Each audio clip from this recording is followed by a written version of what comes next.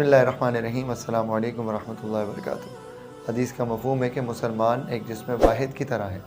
جس طریقے سے اگر جسم کے ایک حصے میں تکلیف ہوتی ہے تو پورا جسم اس سے متاثر ہوتا ہے۔ آج تقریباً 2 ہفتے گزرنے کو آئے اور مسلمان ہم دیکھ رہے ہیں پوری دنیا کے اندر کہ فلسطین کے اوپر ظلم ہو رہا ہے، فلسطین کے اوپر بمباری ہو رہی ہے، فلسطین کو نشانہ بنایا جا رہا ہے۔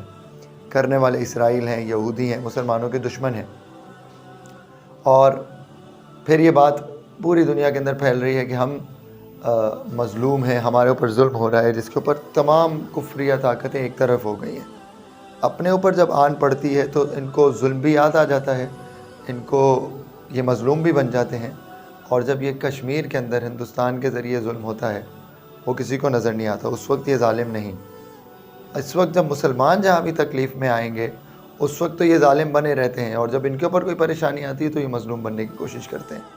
تو ہندوستان نے کشمیری مسلمانوں کے اوپر ظلم کیا، اسرائیل فلسطین کے مسلمانوں پہ ظلم کر رہا ہے، اور پوری دنیا کے اندر مسلمان پس رہے ہیں۔ حدیث کا مفہوم ہے کہ قیامت کے قریب ایک ایسا وقت آئے گا جب اس طریقے سے جیسے دسترخوان بچھایا جاتا ہے، ایسے دسترخوان کے اوپر لوگوں کو بلایا جاتا ہے، جمع کیا جاتا ہے، آؤ بھائی تم بھی کھاؤ، تم بھی کھاؤ، اسی طریقے سے مسلمانوں کو پوری دنیا کے اندر کھایا جائے گا۔ فرمایا مفہوم ہے جس کا کہ اس وقت کیا مسلمان تعداد میں کم ہوں گے؟ فرمایا نہیں، بل کثیرون، بلکہ تعداد میں بہت زیادہ ہوں گے۔ اب مسلمان تعداد میں بہت زیادہ ہیں، لیکن وہ سمندر کے اوپر جو تنکے ہوتے ہیں اس کے بقدر ان کی حیثیت ہوگی۔ اب اوورآل اگر ہم آبزرو کریں تو پوری دنیا کے مسلمان پریشان ہیں۔ کیوں؟ کیونکہ ہم لوگ ایک نہیں ہیں، اور حدیث کا مفہوم بھی ہے کہ کفر جو ہے نا وہ ایک ملت واحد ہے، یعنی اس میں کوئی بھی ملک آ جائے مسلمانوں کے دوست نہیں۔ اب آپ دیکھ لیں کتنی ان کو مصیبت پڑی ہے کہ سارے جو ہے نا ان کا ساتھ دے رہے ہیں۔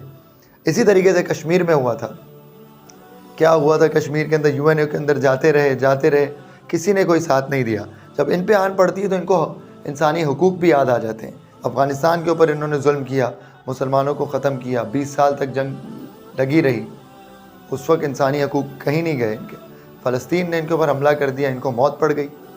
تو یہ مسلمانوں کی کمزوریاں ہیں، ہمیں ایک ہونا چاہیے۔ وہ لوگ ایک ہو جاتے ہیں اور ہم اپنے کرکٹ میچ میں لگے ہیں، پاکستان انڈیا کا میچ ہونے والا ہے، امت مسلمہ بالکل غافل ہے۔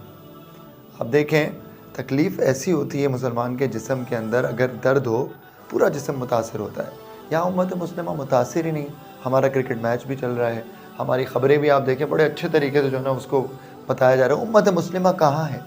مسلمانوں کے لیڈر کہاں ہیں؟ وہ صرف بیانات کے اوپر بات چل رہی ہے۔ ایسا نہیں ہے، مسلمانوں کو ایک ہونا پڑے گا، اور مسلمان ایک ہو کے تو یہ کافر ہمارے سامنے کچھ بھی نہیں ہے۔ تو اللہ تعالیٰ فلسطین کے اور تمام امت مسلمہ کے اوپر رحم فرمائے، ان کی مدد فرمائے۔ جزاکم اللہ۔